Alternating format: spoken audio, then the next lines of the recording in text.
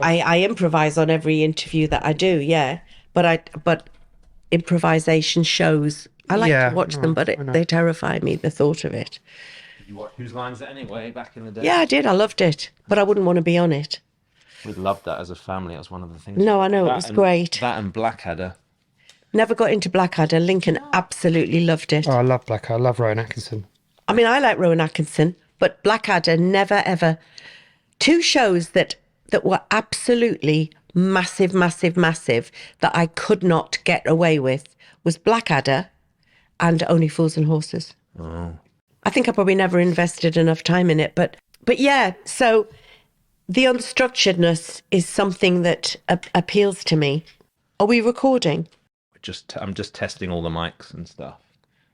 Lincoln, can you just clap? Oh no, Denise, could you clap in front of your face, please? One more louder.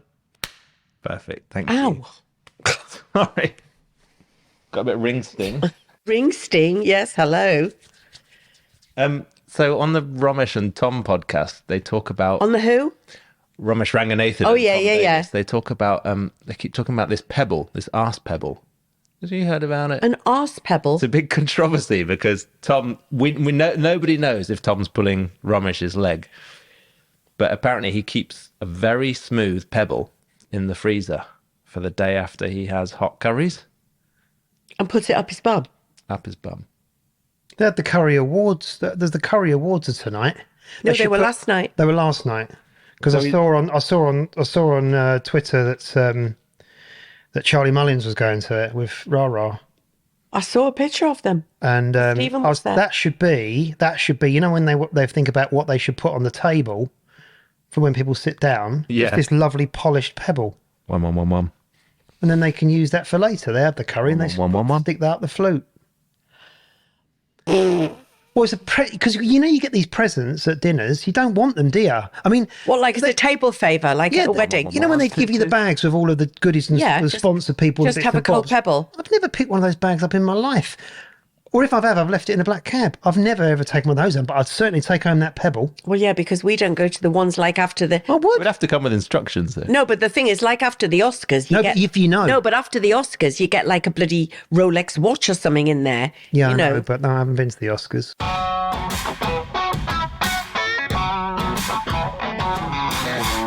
First of all, I want lots of sympathy because I'm not very well and I know I've been really raggy. Well, you could do with a pebble. I could do with a throat pebble maybe, or a cork. No. I could do with a cork at the minute actually, just to put a finer point on it because I've not been very well, and I'm sick of not being well, DK, because I had bloody COVID a month ago, and I feel like I've only just got properly over that. I mean, that's not true. I had it for 7 days, but I felt really rough, and then I've been waited on by my husband for the last couple of days, but I've made up for it this morning. So I ask everyone this, are you on the way down or are you on the way up? I'm on the way up. Oh, that's good. I'm on the way up. The trouble is, I'm from the show must go on background. That is who I am and how I was brought up and how I have been in this industry. Now, with the young'uns, at the risk of, like Louis says, oh, not the old tin bath story, they stay off if they've lost an eyelash, and but the trouble is, what the last few years has done, we now can't do right for doing wrong, because we used to just go in regardless. Now, if you go into work situation not 100%, everyone does the running away and cowering away from you because you're not well. But if we all stayed off with every little ache or pain or cold, the workforce would collapse. So I never know what to do. But here I am. And this morning I was a bit raggy in the car. And Link said, should we just turn around and go home? 15 times. 15 times because he didn't like me very much because I was being raggy. My thing is, you can't just not go to work because you want to punch each other in the face on the way. Because it's very rare that we row. No, but it is rare that we row, isn't it? Yeah, it is, yeah. It is. I'd rather just get it out. Yeah. Lincoln's defensive. When you row well and you get it done. we get it done, but then we move on very quickly, I think. Oh, yeah, we do move on. Because you're very quite, quickly, yeah. Lincoln's Well, quite we're here, aren't we? defensive. Very defensive, aren't you? Well, if I've got something to defend, yeah. No, what I mean is, if I say I don't agree with you, you can throw your toys out the pram about stuff. Not very often. No, not very often. No, I agree with Not that. very often. But Anyway, let's go back to the pebble. I think we move. No, I think how to row is an interesting subject, because I think that when we do row, which is not often, we do move on quickly and we don't harbour grudges. Yeah, no, we don't. No, we don't. There's no grudges to be held, is there? So it's not, just get on with things.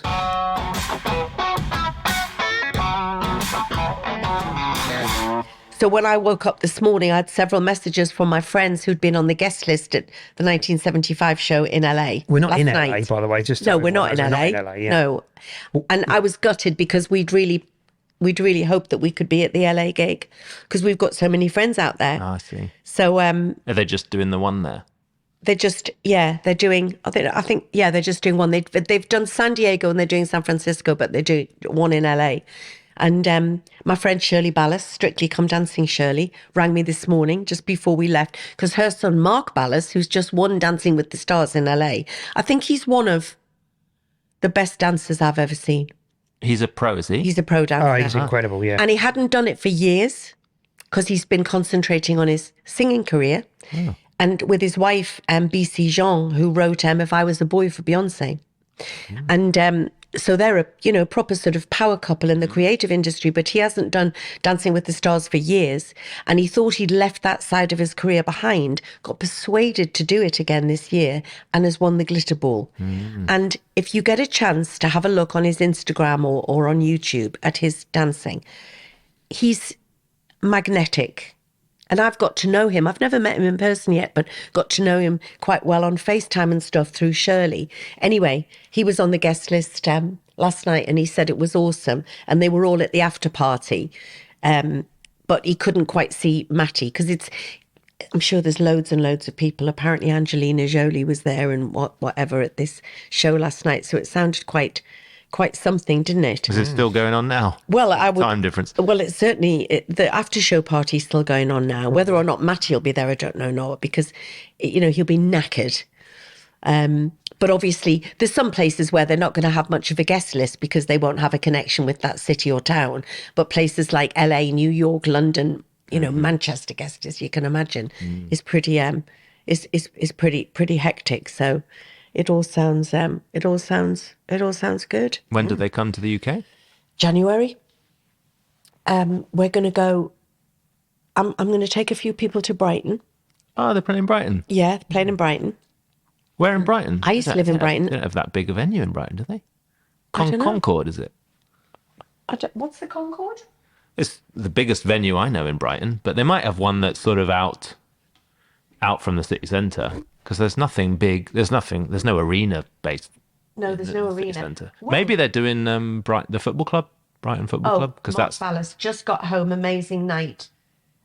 So fun with lovely piss picture of him, him and his wife. 8th of Jan. The Brighton Centre. The Brighton Centre. Yeah. Never heard of it. The Brighton Centre. Brighton Centre. Did you used to live in Brighton? My parents have got a place down there. Because I used to live in Brighton. Whereabouts? Kemp Town. Oh, that's where our place is. Yay! Yeah. We're on Marine Parade, just down from Kemp. Yeah. I was on Eastern Avenue. Ah. So just up. You're up. Just yeah, one up on the same road as the hospital. Yeah. Yeah. Yeah, that's where I used to live. I love Brighton. When did you live there?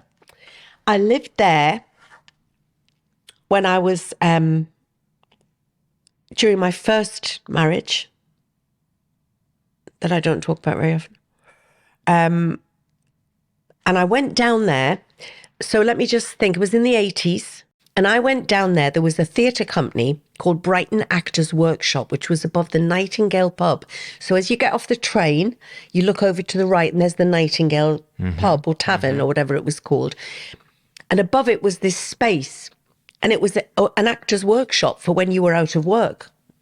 So the deal was a fringe idea. The idea was that you congregated there and you picked these fantastic plays and you got some amazing directors and amazing actors. But the deal was that if you got a paid acting job, you could leave. Whether that was the night of opening or, I mean, obviously, very rarely did it happen. But I remember I was rehearsing a Carol Churchill play and I had to pull out because I got a job. But I did some of my best work at Brighton Actors Workshop. I absolutely loved it. And I was doing the play Gaslight. My friend Rose had just had a breakup and she was really unhappy. So I got her the job as the maid, Rose, in Gaslight. I didn't know you both worked. Yeah. And she came down to do it. And I fell in love with Brighton. And I always wanted to live there. So subsequently I did. And then when I eventually moved out of Brighton, I always remember thinking if I wanted to go nearer home, and especially when I was pregnant, not with that person, I always said that if I could have moved Brighton nearer to the northeast, I would have done it. What I loved about Brighton was it was one of those seaside resorts that doesn't get depressing in the winter. It has an ambience and a feel of its own in the winter, whereas some seaside resorts get really grim in the winter. Yeah. But Brighton's got the lanes and all those, the antique places. There's something lovely about wrapping up warm in the winter in Brighton. I don't know. I love Brighton and I still have a fondness for it. So we're going to go see him down there, aren't they? I'm going to take a gang down there. It can be very inhospitable, though. Our flat looks out onto the sea down in Brighton. And there was, I think, the first winter that Mel and I were down there for our holidays before we had kids. And the storm came in, and you can see the sea from the apartment. You're looking out, and we've got these things called storm doors. I think we're on the second floor or something. Right. There's storm doors looking out onto the balcony, and the rain was lashing against the windows. And because of the way the wind was blowing in off the sea as well, it was blowing the water from the rain under the door and up the other side, and it was literally coming in, pouring down the walls, and it was coming down from the flat above ours, which was unoccupied, coming down the walls and all the way in through the building, through the inside of the building. We had to dash to B&Q. I think this was on Boxing Day, Wow. or New Year's Eve, and buy Hessian sacks and builder's sand. Oh, and did make you? sandbags. We were making I think we took photos and sent them off to my dad.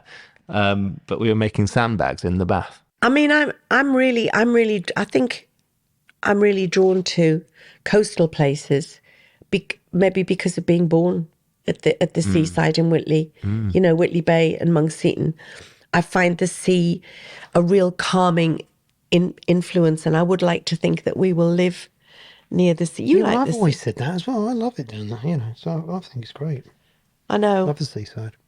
It's just, we nearly got a place, didn't we, when Dad was poorly, when we kept going up to, taking you up to Tynemouth and stuff. It's great up there. We're always doing that. Wherever we go, we always think, it'd be really nice to get a place here, doesn't it, wherever we go.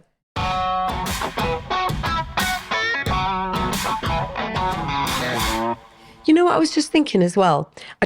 When you have like a rage about something, it's ridiculous, but... because I've been to the loo so much in the last couple of days. Goodness, no, listen. mate, you're right. Yeah, go on. Do you know, are there certain things in your life that you think, I'd love to talk to the inventor of this and say, what possessed you to do this? You know, when you're on the loo and you've got those toilet things that you have to put your hand up to get the toilet paper from, what's the point of those annoying things? When I'm feeling a bit rudgy, those things really, really annoy me. Do you know the things that I mean? Yeah. I know what you're saying. The other thing as well is, listen, this is another thing, right, about toilets, yeah? When you wash your hands, right, and then you've got the Dyson vacuum cleaner that's on the wall, right?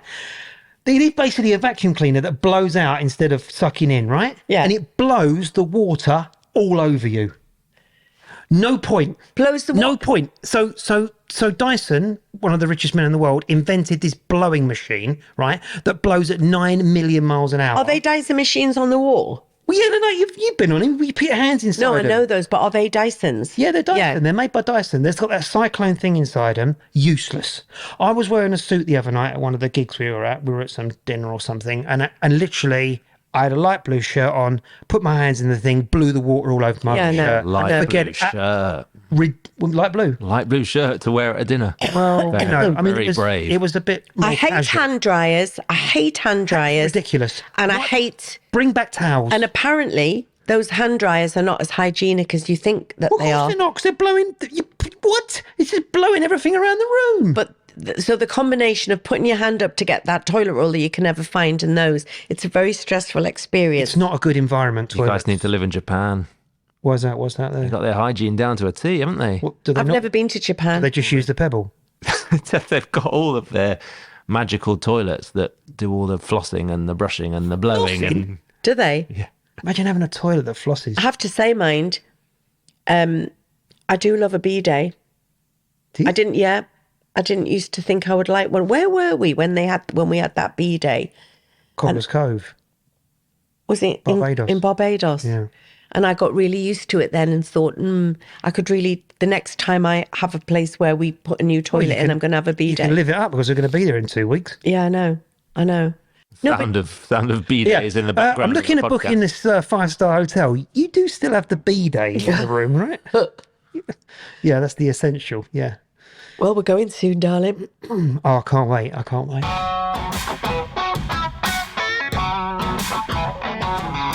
We don't ever stop. I mean, you know this anyway, because you work very closely with me, and you know we've all ended up on this podcast talking together.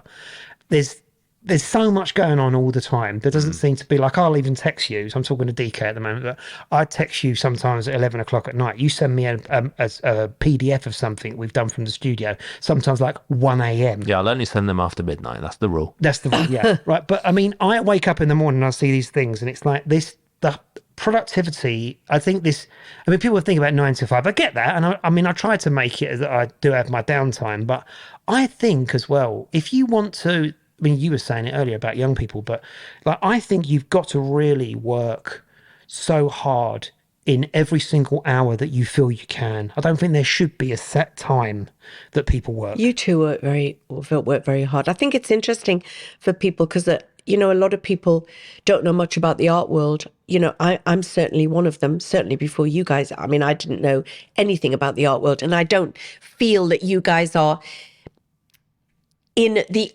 There's a lot of people who see the art world as the sort of Royal Academy, and it's all very posh, and it's all very, very fine art. And you've always been what I consider a bit of an outsider artist. But,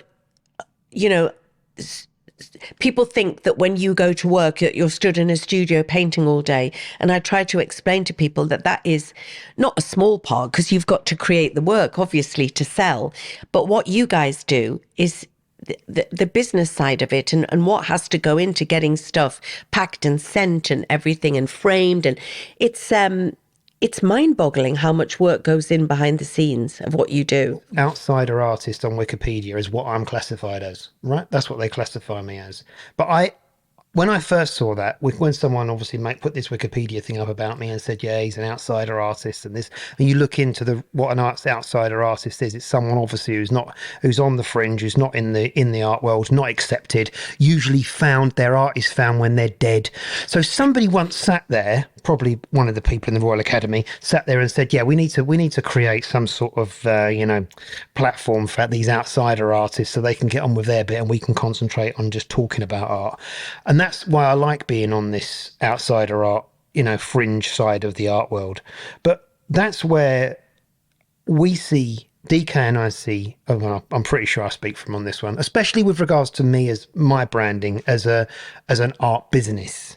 I've got to look at myself as a businessman. So there's elements of DK and I which create the business model. And sometimes I think as well, what reason I'm saying this is I think sometimes you've got to step outside of your zone. So you step outside of your studio and you talk to your collectors and buyers. Now that we're here and this has sort of organically become the conversation, so many people ask me questions about you. Obviously we have the loose women constant joke of me talking about Lincoln. We've talked about this before. Denise Welch talks about Lincoln more than the Lincoln Tourist Board talks about Lincoln, and all of these kind of things that people say. And obviously doing that show Unbreakable gave people a little insight. But this is, I think this is an opportunity on this platform that we have now to talk about you, because you and me are a partnership. You make me tick the way I am now is very much a part of you. But I just want to go back to, these are the questions that people ask me about you. And I think this is a great opportunity to explain who and what you are. When I asked Lincoln's mum, DK, about what Lincoln was like as a child, she said to me, well, put it this way, I knew I had him. She said, because you were always, if I may say, naughtier than your brother. You were always very competitive. Do you consider competitive the blue tack on the cars when you had the dinky cars? Do you remember dinky cars, DK? Mm-hmm. Yeah, my little one loves Matchbox cars. Matchbox cars and dinky, they were, were they? Yeah. And Lincoln used to have races with his pals, and the idea was that you raced the Matchbox toys, and the one who won, the other person kept both the cars. No, what it was we had a hill in our garden, and I used to put my Matchbox car on the hill, and I would let it go down the hill, and the car that went the furthest kept both cars. Yep. Yeah. But what Lincoln used to do Secretly was put blue tack on his friend's car's wheels. I used to have a little bit of blue tack in my hand and used to stick it inside the wheel. And then because as soon as you let go of that car, as far as it goes, right, is that's it. You can't touch it again or give it a little bump or anything. They would let it go, and it would go literally a couple of inches and stop. And they'd go and pick it up, and I'd go, no, that's mine. And I don't know where that came from. Right? I don't know where that came your from. mum reckons it was just in you. Well, let's go back in time even further than that. My mum used to take me to the park. So over in Hackney, used to take me in a park when I was about 2 years old, and I used to have like 5 footballs, and I would get out of my little pram thing, cot thing, whatever. What is that word? Stroller. So long since I was had one. Stroller thing, yeah, whatever not it is, the right? pram. You weren't like the whatever. pram. You were in a stroller. Yeah, You were and I'd have toddling. 5 footballs. And there's pictures of me as these 5 footballs kicking a football around. Oh yeah, because I'm so into football. 5 footballs, Which he's not. And I'd see another child with a football. That football I wanted. These 5 footballs, forget it. I wanted that football. I was off like a shot. And that, I know, she said that. That must be just purely bred in me. And you didn't used to get feeling. You didn't used to get asked back to a lot of houses for tea. You didn't play well with others. Anyway, we'll move on from that side of it. But let's just let me just ask you these questions as well, because I think a lot of what has made you who you are and has led to the fire in your belly was, a tragedy that happened when you were 14 years old. Yeah. Do you want to just talk about that? Because I think it's important to talk about what happened then. Yeah, well, I mean, because I can't imagine it. But when I talk about what happened before with regards to the blue tacking and stuff, which is, it's crafty. That's a word my mum had used, crafty. Were your mum and dad strict with you when they found out things like that? Were they? They didn't really find out things like that, but they will do now. Thanks, Denise. But my mum has always said it's just been in your nature. There's this nature and nurture thing. It's just always been me.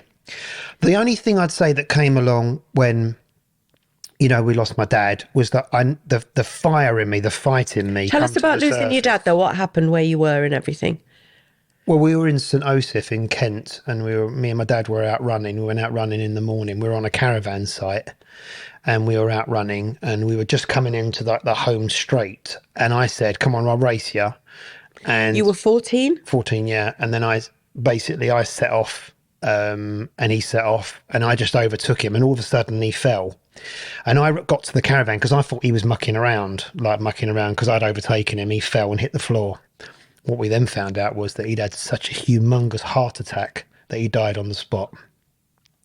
So then my mum come out of the caravan, and it was all, and I remember a man pulling me away and then taking me into their caravan, and my mum was outside. And then the next thing I recall, like nowadays when I recall it, I recall us both all sitting on a bench, me, my mum, Because my Duncan brother. was how old then? How old was 7? Duncan? 8, yeah, 8. 7 or 8, so 8 years old, say. And and we were sitting there, and then my mum had called the AA, and I think they recovered the car because my mum didn't drive the car. I remember us all in the AA cabin, and my gran had come down to be with us, and that the whole world changed. I can't think of anything. I pushed it to the. I mean, I was just become a teenager, but it was more to do with when I think back on it now, it's more to do with how my mum survived and coped with us, because obviously when you're younger, you're not really thinking about how your mum coped, but as I've got older, I've understood how talked to her about incredibly strong she is. And well, she said that she just she had to survive. She had to survive. She hadn't really worked. She said that it was in the days where she feels it was fortunate that your mortgage was paid off. They had a small mortgage on the house. The mortgage was just paid off and cleared. Any small bank debts were paid off and cleared. But within a fortnight of your dad dying, she had a job in the post office. And she said that people would come in and go, "Oh, you're right, Jenny. This is odd. I heard that your husband died 2 weeks ago." Quite shocked that this woman was, up and around and working. She had no choice. And moving on from that, she went to John Lewis and was there until recently. But I think that, as a family, I've always found it hard that you guys didn't you didn't talk about that a lot, really, because I think the way you and Dunk dealt with stuff was incredibly different. I think Duncan wouldn't mind me saying that I think he sort of withdrew into himself a lot. And you got this fire in your belly, which is you felt so hurt and I think, cheated by that. Yeah, I think... Because I had my dad till I was 63. I can't imagine losing my dad at 14 years. I don't want to either really look at the negativity of it. I want to look at the positiveness, the positive energy and what I felt that I got from it when I took everything else. If you put it all in a pot, the feelings, what's simmered away and what's left at the bottom of the pot is the energy of a man that wants to succeed and do everything he can for his good friends and family. That's how I feel about myself. I'm a very straightforward person when it comes to my You're a very loyal person. My loyalty. But just going back to how all of this spawned an eventual art career, because I think what you've done in your life is just, if you weren't my husband and you were just John Smith, who I'd met but who had this career now, I would still be fascinated by it. And you lent heavily on your dad's dad, your granddad Bob, and he was an amateur artist. Yeah, he was an amateur artist. Yeah, I mean, I don't know whether I really want to talk about it. Why? Not today. It just doesn't. I don't really feel like it's something that I want to go into. I just feel it's very strange. I'm at a bit of a crossroads at the moment with my career. I'm very much. I know that's all looking back, and that's all. My grandfather sort of introduced me to art, but I feel like I just don't know. I feel like there's so much. I've got so much going on at the moment with regards to trying to build in the right direction and try to get one goal, as in one goal of what my art is truly about to me. So I don't deviate from that whole goal.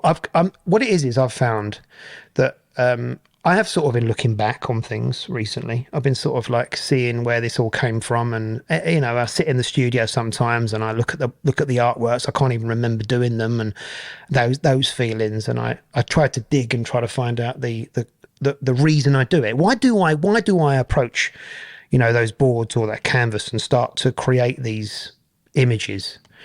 And you got to think about it like this as well. It's like me and DK were talking about this the other day, look at it like this. You say about my granddad being, my granddad was an engineer and he was an artist.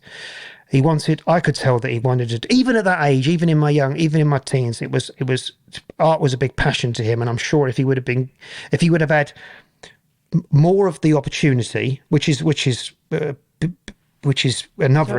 podcast in itself, the opportunity and the mindset, for instance, to make something out of what he's doing creatively. But he had a family to support. He was a very hard character, so it probably would have been very difficult to talk to him in about the nature of marketing and selling, especially back in the day, and I look at, there's elements of all those things that I must have taken on board when I was young that I have got in me now. For instance, I used to work for a garden company called D. Hardy Garden Construction. Dennis Hardy worked very, very hard. I went to go and work with him when I was 15 because the school let me go. It's the classic story, like Denise always says, about my mum phoned up the school and said, could Lincoln leave school? They said, yes, don't worry, Mrs. Townley, you can leave school literally today. And they were very happy to see me leave. And I went off and I started working. So my working, I was working before then because I was working. So you did your whatever creativity was in you, that wasn't able to be encouraged because you had to earn money for the family. So I know I'm sidelining a bit at the moment my grandfather, but I'm going to bring something in because I'm at a point now where I look at all the work that I've put in and this, an incredible amount of need to survive, make money, and just to be able to live, and that's how I saw it. So I didn't like school, didn't like it at all. Forget it. I think it's fucking pointless half the time what they teach kids, and life started for me. My living started to work for me when I got out there and got my hands dirty, and that's how it started. And where I see myself is, because I get bombarded with a lot of things, I'm taking a bit of a break from social media at the moment. So DK's been doing a lot of the stuff from Instagram, and we're trying to bring it all in-house in the studio because I've got to get back. I've deleted my Twitter app, not the account, but the app. We can come back to that. But I'm very happy for you to talk because I feel so rough. You're asking the question, and I'm trying to avoid the question about my granddad, because at the moment when I sit there, I see my granddad in me. I see him in me physically. He was about, I think he was about 5'6", 5'7". My granddad, he was like Bob Hoskins. He was bald. He was tough. You didn't want to mess with him. And I feel like I'm growing into him. A bit taller, but growing into him. And I can see it. And there's certain things that I think about. I try to value things. Where's the value of what I do? All right. So I do the most I can for my family and my close friends, as I say. But where do I go as an artist? I always wondered, why doesn't someone like, you've got a lot of artists out there, I'm not going to mention any names, but a lot of artists are even if they become very successful, they don't share much of their story. They show works, they're proud of showing works, they want to be able to promote them and market them, and obviously social media is a big part of that. Well, it was. I don't think it's so much now. But I'm becoming more like that now. I don't want to share my life on this.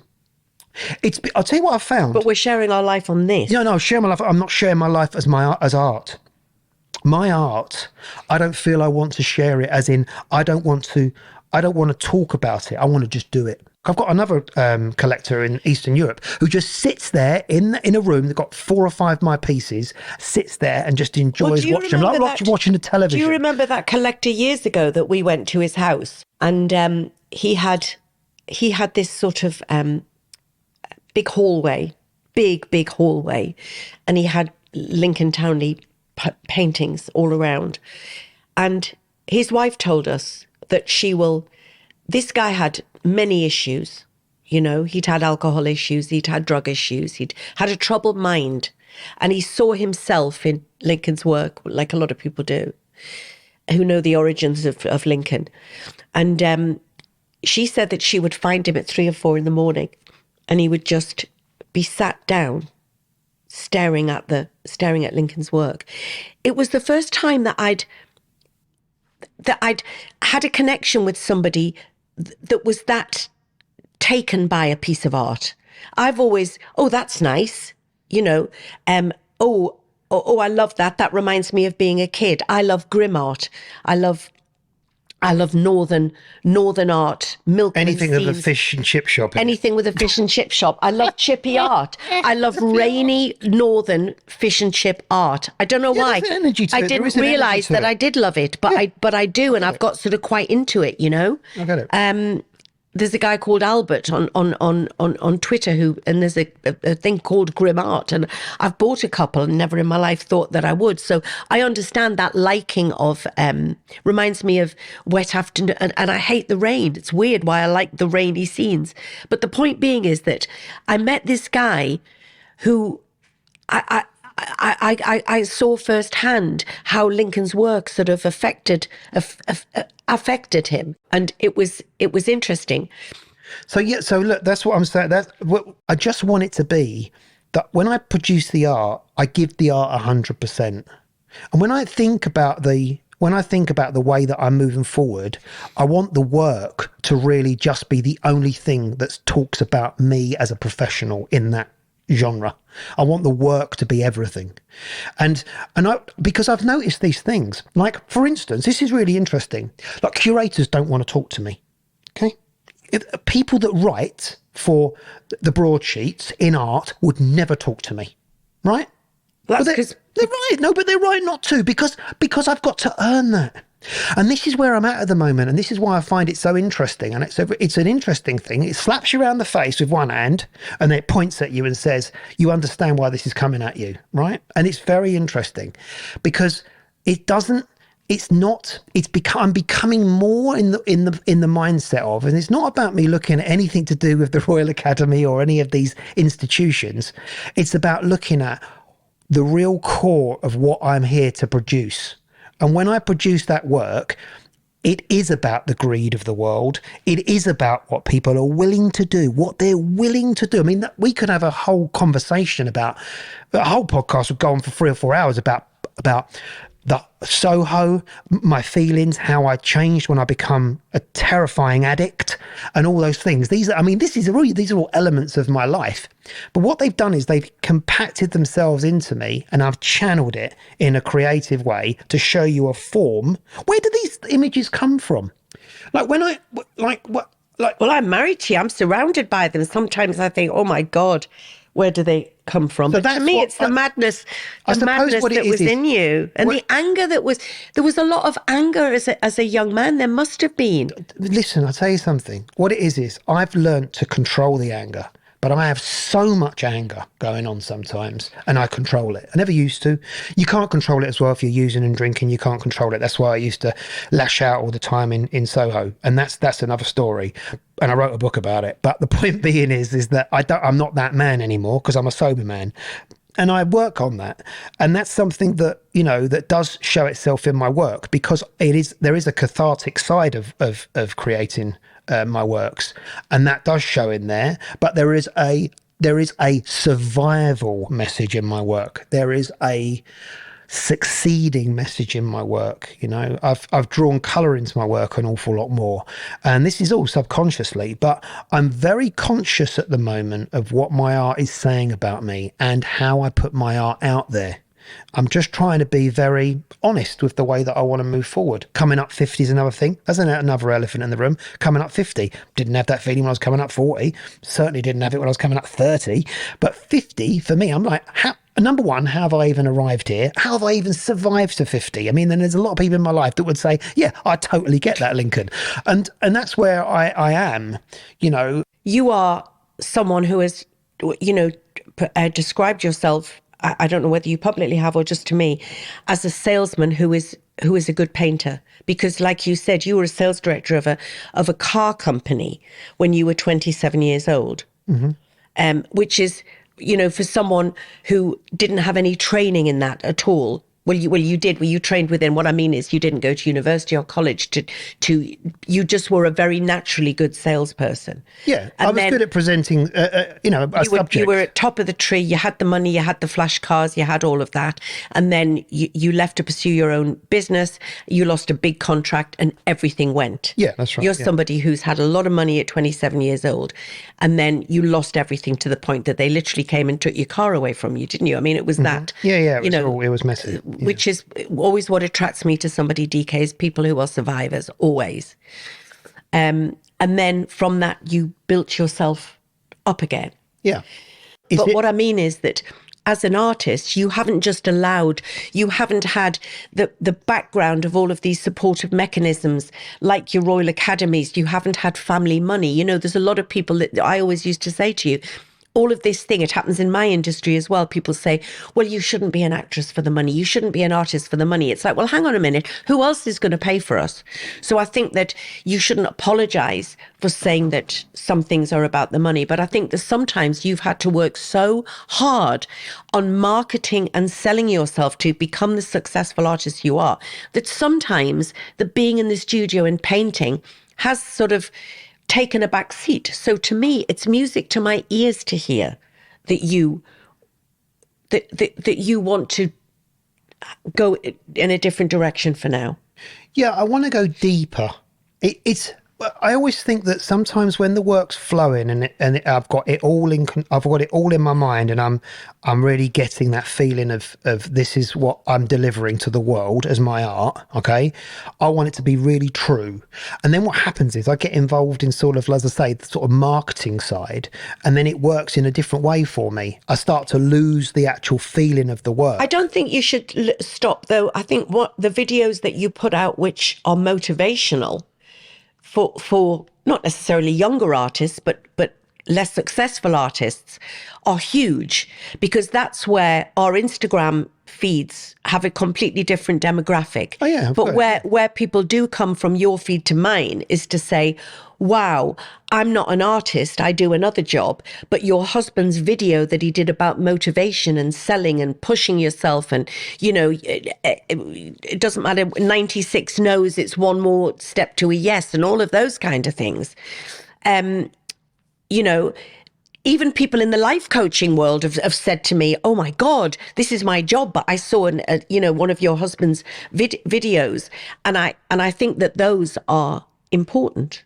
Yeah, they are important. It's without a doubt that those are the videos that get the most metrics, like get the most feedback, they get the most views and all that kind of stuff. Yeah. But I don't know. I know that Lincoln is motivated to do those things and he wants to do them, but does it take away from the energy you're putting into your art, or does it enhance that energy? Don't know. What do you what think? part of you wants to give that out into the world as opposed to channeling it back into your work? I always try to focus it on young artists because I don't feel they're given any chance with regards to sustaining a living. In the way that you weren't given a chance. Yeah, I mean, I was a lot older than them. It seems that a lot of artists are taught how to paint, but not how to sell. There is a very encapsulated way of looking at this. It's basically mindset.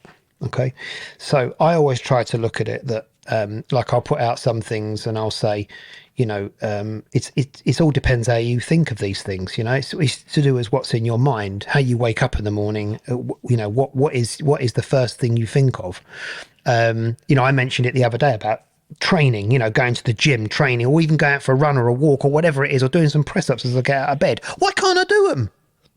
Why can't I do them? Because it's mindset. And everything I do, all of my mindset is about positioning and selling my art.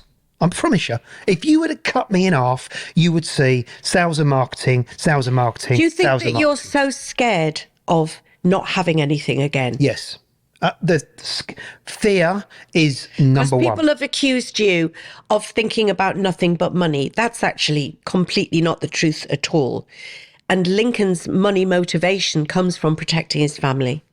Because without a doubt, money does not bring you happiness, but it makes being miserable a lot easier. And you've got, you know, we've been able to look after my dad. We've been able to look after his, you know, being able to look after your the family. And that's what we do. Is a massive thing. But I don't think that's a greed thing. That's just wanting to never go back to where you were. Well, there certainly is an element of greed with me, and I'm just being honest, because if I said there wasn't, I'd be lying. I'm interested in greed. I feel I am a greedy person as well. I see greed as an energy, and that's that. I mean, I can't do anything about that. That's how I feel. It's like it's like the 5 footballs and want to go and get the other football. It's there, it's in me, it's part of my DNA. Now, all I try to do is I try to encapsulate that and share that. And I concentrate on young artists that contact me and I speak to and I see the work of, because I just feel like they don't get given a chance when they're at art school or they go through college or whatever it boils down to. It's always got to do with just think about the art. The money will follow if it's good enough. It's not right. You know, they've got to be able to be given the chance of at least understanding the marketing processes that you can take on board out there. Even though social media is changing, you can still use networking and communication and try to get as many art agents and galleries as you can. Yes, I used to say you don't need a gallery, but it's nice if you've got galleries and you can work with them and they want to work with you the way you want to work. And it's not just about them manipulating what they want from you, as in what they want you to create, because they know what they can sell. Den's trying to tell me to calm down on this, but it's true, because I believe you can only, your mindset, you've got to have the mindset of what you want to achieve in one area. It's very true. DK said this to me. It's very true. I think you've got to be focused on one thing and then say, right, okay, that's working how I want it to work. Now I'm going to focus on this, because you get into a rhythm of something, it can work for you. Then you can change your mindset on something else, whether it's health or nutrition or any of these things, spending more time with your family, whatever it boils down to. But all of these things, you've got to get all these points right in one go. I think it's overwhelming. And I think what's happened to me is it has become overwhelming, because I'm in a lot of shows, which we've now started to work on. Like DK said, let's find people that will do the shows for us. You know, we're in a position where we can get, you know, a gallery that wants to work with us and we have a very good understanding with, just the same as we've just opened in Art Miami right now. You know, it's just coming up now. It opens today, actually. And the point being is that's a great thing, but you've got to hunt these things down. So your thing about galleries is, I think people have got confused as well. You're not against galleries as a model. You're against galleries exclusively. You know, when people, because you sell in many different ways, and a gallery can be one of them, as opposed to the old thing, which was you have to be represented by a gallery in order to be able to sell. You've proved that you don't. Well, yeah, I mean, look at it this way. So you get represented by a gallery. Okay, so let's say you're a young artist of any age, right? You get represented by a gallery. You go and take your work in there on the Monday, or they come and collect the work, and then you know, end of that week, you're thinking, I wonder if they sold it, if you had any interest. You ring them up. I've had this. And they ring up and, you know, why are you ringing us? Why are you ringing us? Oh, just ringing to see if you've had any interest in the works. Look, you settle yourself down, mate. You carry on painting. We told you what to paint. We love the ones that are blue. Okay? We want some more of those. We'll get back to you in a month's time. Leave us to do our job. Well, that doesn't wash with me. No. Now, what I've got to the point of being is I'm involved with some very professional outfits, okay? And we do look at regionalising areas, which is fine by me now. So we say, yeah, if you want America, you know, we're going to work with you on America, and we will, you know, do everything we can to help you and have the work. But we do want to see what shows you're doing, and we go with galleries that have got that reach. Now, I've got to that point now. So what I'm trying to do now is I'm trying to truly get to the art side of my life. You know, it's interesting because I've always found you interesting, and it's really way back in the beginning of our relationship, DK. I've always said one of the things that drew me to Lincoln was he could be talking about the price of beans in Scandinavia, something I'm not that interested in, but Lincoln would make me interested in it. And I think finding each other interesting in a relationship is very important. And I could listen to you talk about this all day. I want to take you back, though, as the interviewer in me, as to why you moved away to the small element of your granddad and yet continued to talk on. Why do you think you did that? I think it's getting older. I think it is that I'm going to be... Are you frightened of getting older, even though you're with a wife who's 87,000 years old? No, I'm not frightened of getting older. I'm frightened of health deterioration. So there's a difference. Even though you're there. Fit and healthy. Yeah, but there is a difference. But your dad died of a heart attack when you were 14.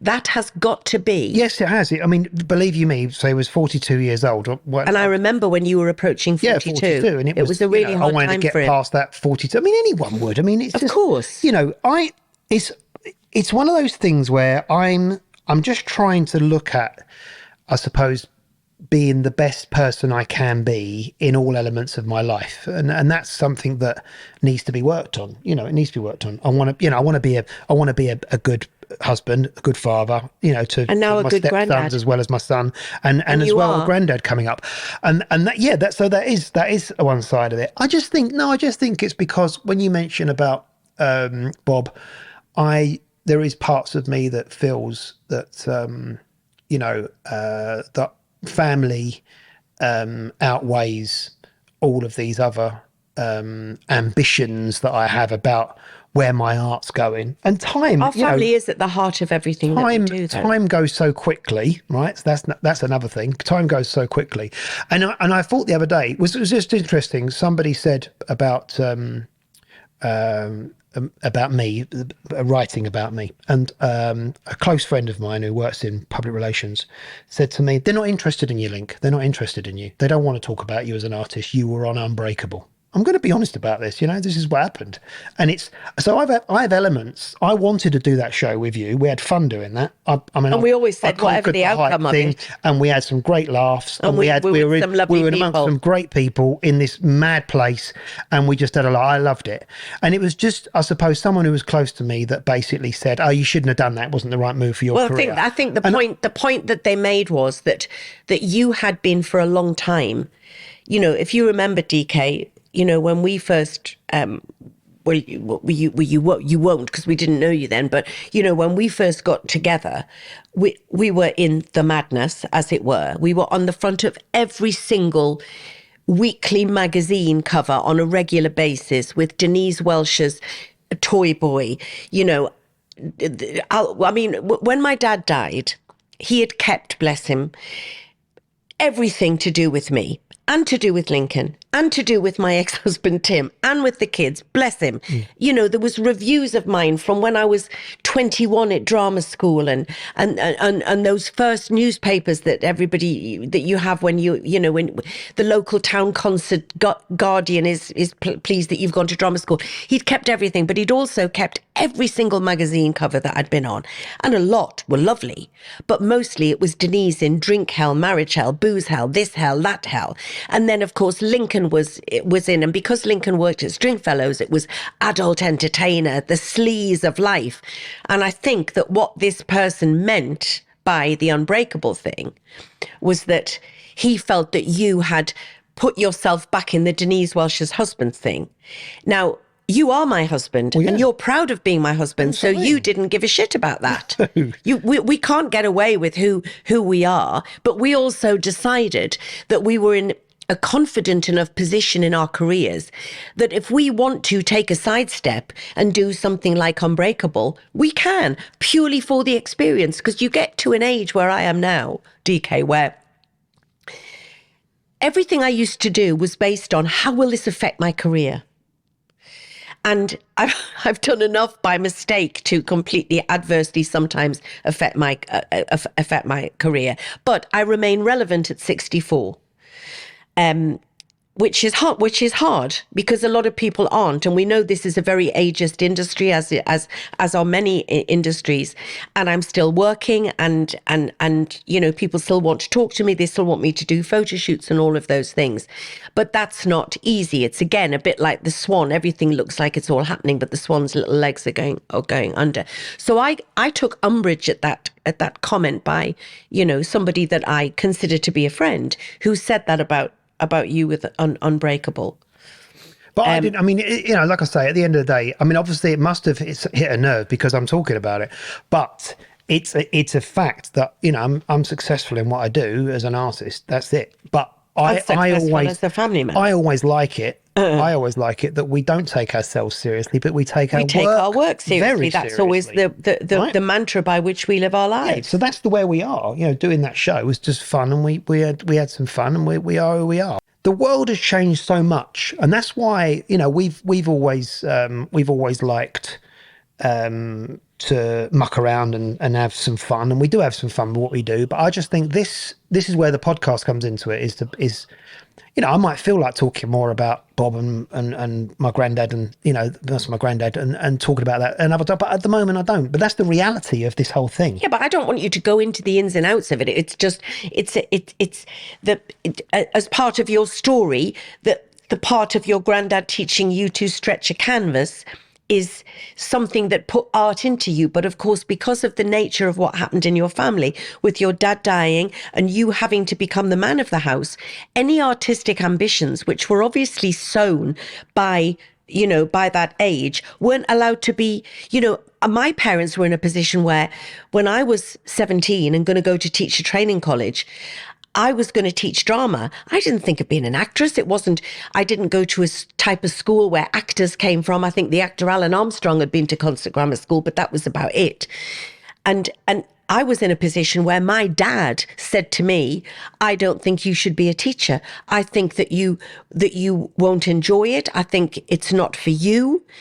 And I think you should go to drama school and be an actress. When I got to drama school, I realized that I think I was the only person at that drama school where the parents had said, don't do the job where you'll have a regular job, go and be an actress. They'd all said, please don't be an actress or an actor, go and be a teacher.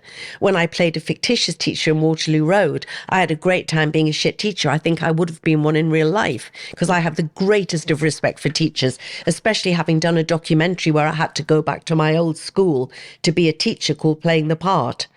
And dear God, I know your wife is a teacher, DK, and believe you me, if anyone has respect for teachers, it's me, especially in this day and age where they've had all their powers taken away from them. A lot of it's all red tape and all this malarkey. But anyway, that's another story. People are always interested in people like you, Lincoln, because they look up to you as to how you've built an international art career in 10 years from someone who didn't get an O-level, or a GCSE, whatever they call it. You had to leave school. You were a bit of you weren't a wrong and you weren't in trouble with the law, but you were, that was a potential side for you to go down because you were rebellious. Yeah, that's another story. Yeah, but it's an interesting story because people always ask me, how did this happen? And you sold the club for Peter. So again, you were a salesman and you made a success out of that. The only reason why that ended was because Peter Stringfellow knew that you were in a bad way. Yeah, he tried all he could to help me and get me onto the AA program and all those sorts of things. He knew I had a massive problem. And in the end, the best thing he could do was sack me, which he did. And it was at that point that we met. It was, yeah. Yeah, it was. In the old story. But since then, we work together, and we work together on our lives. We work together in life, don't we? So it's just a matter of we as I say, we take our work very seriously. But I think I think the story is important because there's a lot of people who are not young, they're maybe 40-ish, which is the age that you became an artist, and they don't feel they've ever fulfilled their potential. They don't feel they've ever really known what they want to do. And I think that your story gives people hope that it doesn't always matter that you don't know what you want to do. You didn't know what you really wanted to do until you were 40 years old. Obviously, the love of a good woman helped, and here she is. But, you didn't know until... And I bought you some pretty shit canvases one day because I didn't know one canvas for the next. I bought you a set of paints. I went away on holiday with my dad. You were looking after Louis, your stepson, that that you'd not really been a stepdad to very long. And I'd had the episode of depression. I came back and you had painted my depression. And I was gobsmacked by these weird images that I came back to. But I don't know anything about art. I know a little bit more now. But I knew that what I saw blew me away because I didn't know this person. I'd seen a few paintings under the bed when we were in the very early days of art. And he said, it's just stuff that I would come in and sort of, get my frustrations out on a canvas. But I didn't really take much notice to that side of his life because he wasn't presenting them to me. I just saw them there. And But those those paintings that you did, the fact that you've now grown them into what you have, that's, not many artists can sell. It's like with a lot of actors. How many times do you hear that story that you've got an actor who is so cripplingly shy in real life? The thought of doing an interview is terrifying to them, but you get them on stage and they blossom. That's their natural home. And I think it's a lot of people like that with artists, that they're absolutely brilliant artists, but the thought of selling that work and going out there is impossible for them. So therefore they've got to rely on places like galleries, but they don't have the confidence to approach the galleries. And I think that that's why it's very unusual with someone like you, that you have the ability to create these genius pieces, but you are a salesman in your core. Yeah. Nobody can sell your work as well as you can. But it's interesting to talk about it because it's the next stage. It's the next stage of where I'm at. We just happened to have brought it up when I was sitting there the other day in my studio looking at the paintings, thinking, "This is what it's all about.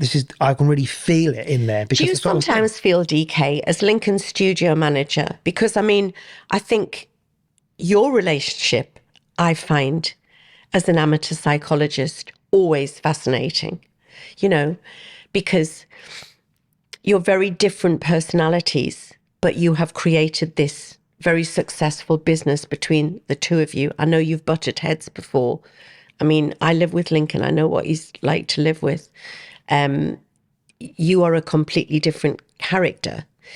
How do you sometimes feel that with Lincoln, you have to try and pull him back and channel him into what? Do you? I think yesterday might have been the first day that I've done that, actually.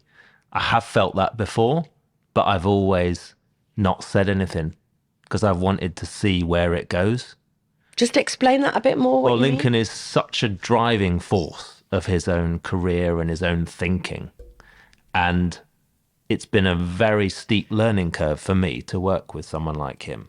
I can imagine. I've always been the bar manager or the business owner or kind of the top of my tree. And generally, the people I've had working with me or for me have been very, very good people, but they take direction from me. So working with Lincoln is really the first time since I was quite young in my career that I've worked with someone who has a very fixed view of where they're going, ever developing, but a very concrete view of where they want to go and a confidence about them. So it's very interesting for me over the years to have just supported him in trying to get where he wants to go and what I think I can add to that vision. So I've not felt in a position to challenge and to say, let's not go that way, let's pull it back. Until now. Now I think we've been working together enough years and we've been through our ups and downs, haven't we?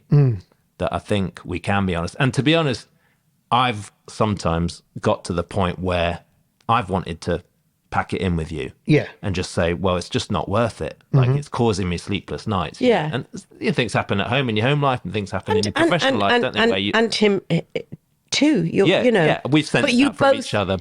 But now it comes to the point, and it's come to the point with my personal relationships as well, with friends and family, where you just get to the point where you just think, why would you let it get to that stage where you're just not being honest with someone at the very early stage? As soon as you start to feel something that's not quite right, or you think, no, I need to voice that, but you don't, that's where it starts to get It starts to eat away in you. Yeah, I get you. And it's only going to get worse. So when you talk about just recently, what is it that you think that you've challenged Lincoln about? Do you think he's diversifying too much and he needs to That's always been my biggest problem. And I can see that in Lincoln as well. And we've always tried to do a lot. And I think it might have been luck that over the years we've tried to do a lot. And some of those things have been hugely successful. The other things haven't been, but those haven't been relevant because the stuff that's been successful has been very successful. We've learned from the things that don't work. Yeah. That's it. Yeah. And DK put it into a nutshell, as in, because we're always moving forward. We don't ever stand still, but it's about looking at channeling all that movement forward into one goal. Well, you know, now which we're is, reaching higher, aren't we? We're trying to reach higher than we we're have trying to reach before, higher. so we need to focus now. We really need. We're setting a 5-year goal for the studio, and we need to be able to achieve that with one vision, one goalpost to go at. That's it, and that's that's our business. I won't go into that, but that is what we're doing. So where we've had so many other things, so many other, we've had a lot of. I have many ideas that I can see when I talk. You don't say. When I talk to DK about them, I know, because I know him well enough now, that I know I'm thinking, oh, I've got to make this a little bit more convincing, otherwise I'm going to lose him completely. And I get that, and I appreciate that, because what it is that DK is very meticulous in being able to, get everything on a spreadsheet and understand what actually works and what delivers. So we do learn from these things, but I'll go then bombastically into some other idea. And actually what's happened is it's like, no, Link, we've got to do this. Yeah. And that is, to me, been a real big eye-opener for me, because I've just thought, no, that I know exactly what we need to do now, and we need to do it. And we're focused on it. It's a bit like I'll say, I'm going to be in tomorrow at 11, and I don't show up because I'm doing something and I'm painting this, or I'm in the gym and I'm thinking, yeah, that's it, I'm back on track, I'm going to get a personal trainer. I've got to be able to... Mindset. It's about mindset, and what it does is it pulls me back in again. But and DK just recently, when I said I'm going to be in, and he'll say, "Oh yeah, all right, we'll see," and that I don't like, because that makes me feel I'm letting that you're letting him down. The studio down, because the studio is me and DK, and that's it. And when I do think about it, this is another thing. It's all down to my background. But if I've got all these other ideas going on about, I'm looking at that, I'm looking at this. I mentioned it even yesterday about different platforms and different social environments that we could look at advertising on, and these things. It's basically over, because a lot of these places now are really giving you what you want. Like my son sends me these funny stuff and videos and things. I know. They're hilarious. Because Sorry, I'm just reminding you that I click to view them, I then get 10 more and 20 more and 30 more. Yeah. And I don't see the people I'm following. It's not a way of... Social media's changed so much. It's just basically feeding you all those things. I've had to... because it's entertainment. I said earlier, DK, I don't want to...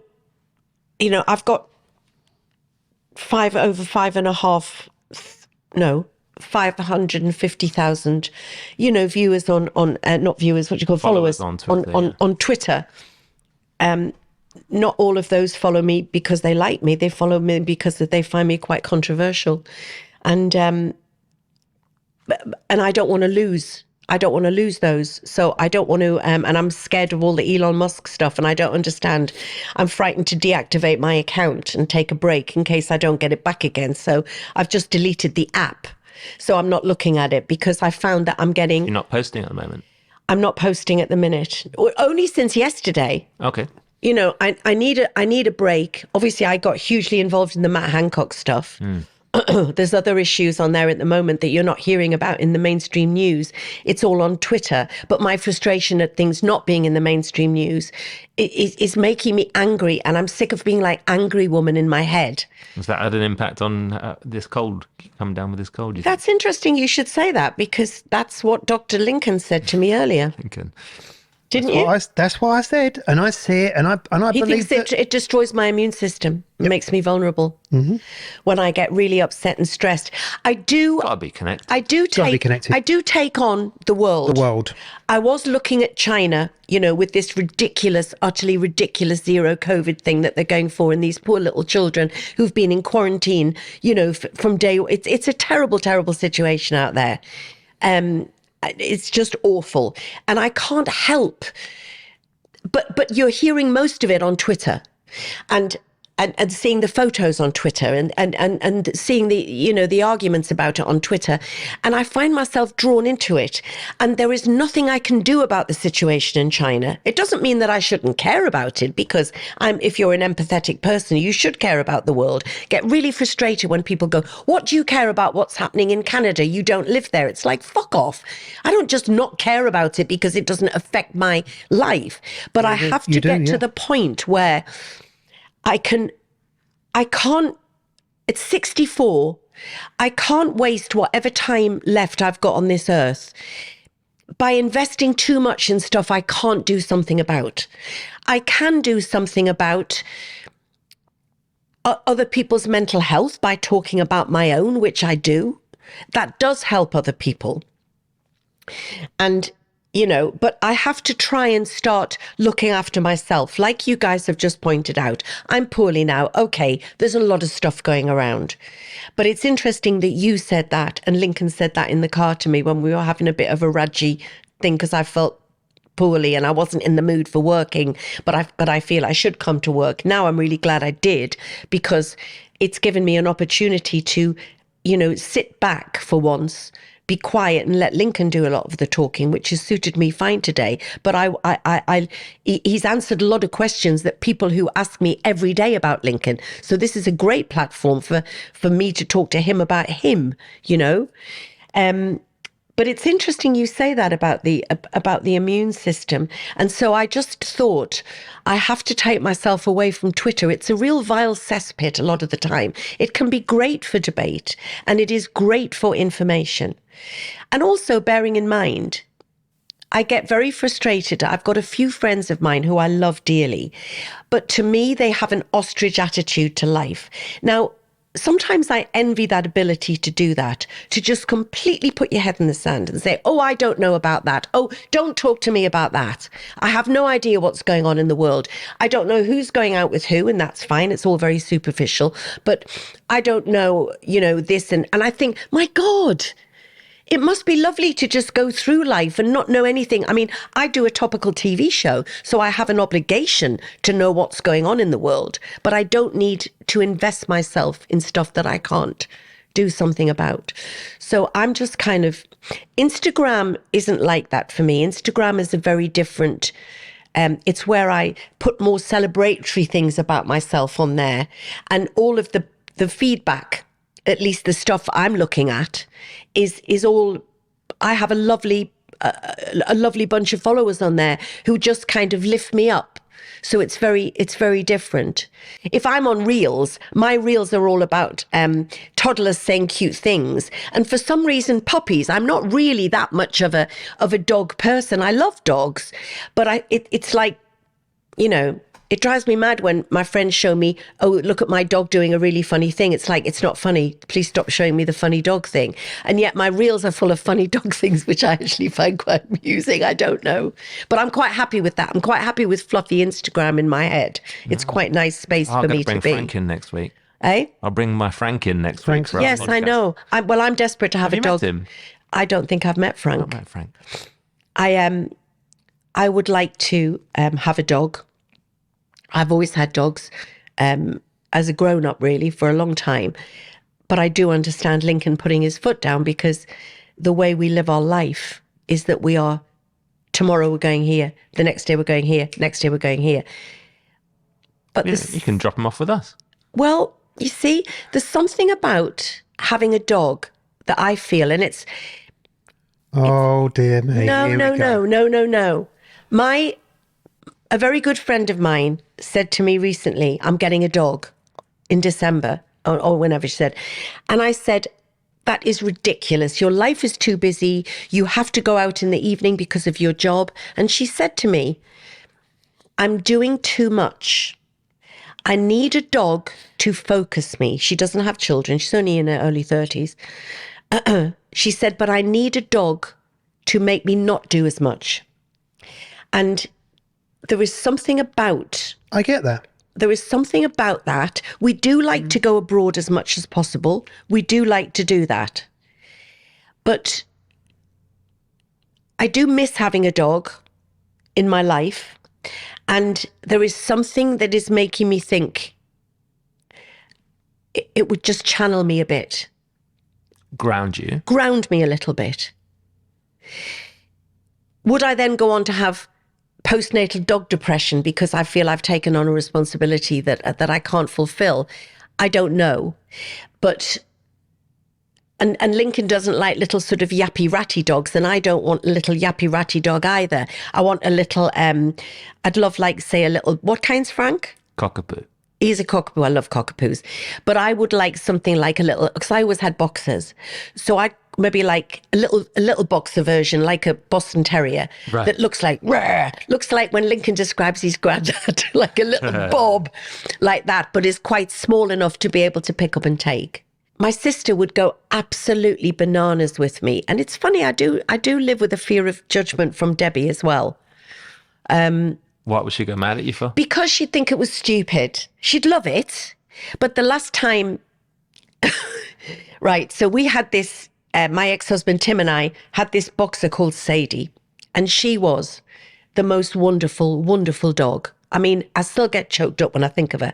And when she was 7, she choked on a stick. And I was in the middle of a breakdown doing a pantomime at Stockport. And I was in a terrible, terrible mental state. The first show I ever had to pull out of in my life. First one ever happened, never since. I was in a terrible state, and Sadie died, and the tsunami happened. It was like the worst Christmas time ever. It still stays with me, that. And Sadie died. And we then went out and we bought, when I was well enough, we bought two boxer bitches from the same litter. And when we couldn't train them, and someone said to me, "Who on earth told you," a trainer said, "to get 2 boxer bitches from the same litter?" I said, "Betty from Coronation Street." And someone said, "Well, Betty should have stuck to fucking Hot Pot because it is the worst thing that you could have done." And when these dogs were together, they went into pack mode. Roxy and Pip. I then had to say to my sister, "Deb, you know, we've bought these 2 dogs. Well, we just need to train them separately. So would you just take Roxy for a few weeks?" Of course, Roxy stayed and died there when she was 14 years old, and Deborah loved the absolute bones of her. So I can just see me getting another dog and Debbie thinking that I'm going to go, "Deb, you know, we bought this dog." But I don't know how we've got onto dogs, but, you know, I don't know. I think that you're being logical about it, but I still... And also, it's a 15-year commitment we have to accept. Mm-hmm.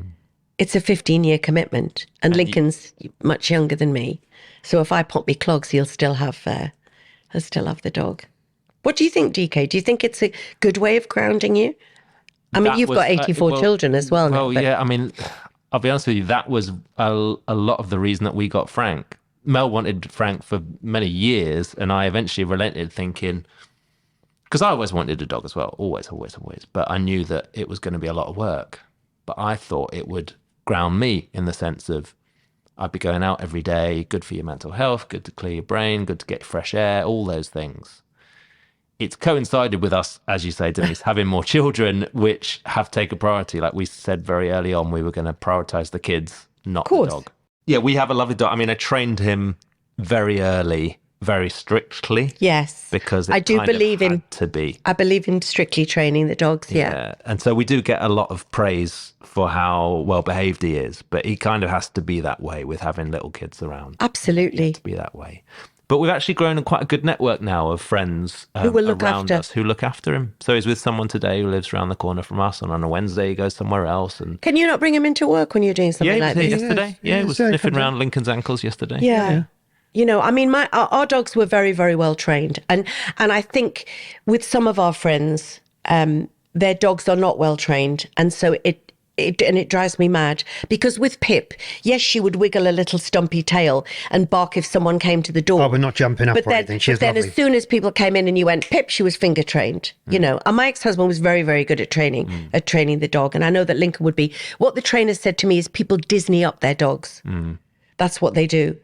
And I'm not saying you should have your dog sleep in a kennel and all of that kind of stuff, but I do believe they are pack animals and they respond to boundaries and training, and I believe that. But am I talking you round to the possibility? No, of but I'm about very it? much looking forward to going to Barbados. I could do with a cup of coffee, actually. Yeah, you said the word Barbados. I think that'll be our out. Yeah, Yeah. and then we'll pick up in Barbados. Yeah, we're going to do that. We're going to do that. We're going to do that. I want to do that when we're like, I want us to sit down by the beach and talk about what we're up to. Yeah, and just talk And about then stuff. I'll just download it and send it to DK.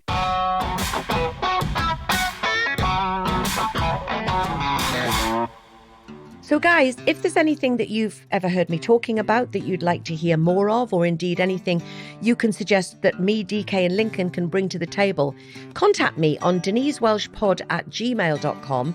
And indeed, if you've got any questions, ask away. We'd love to hear from you.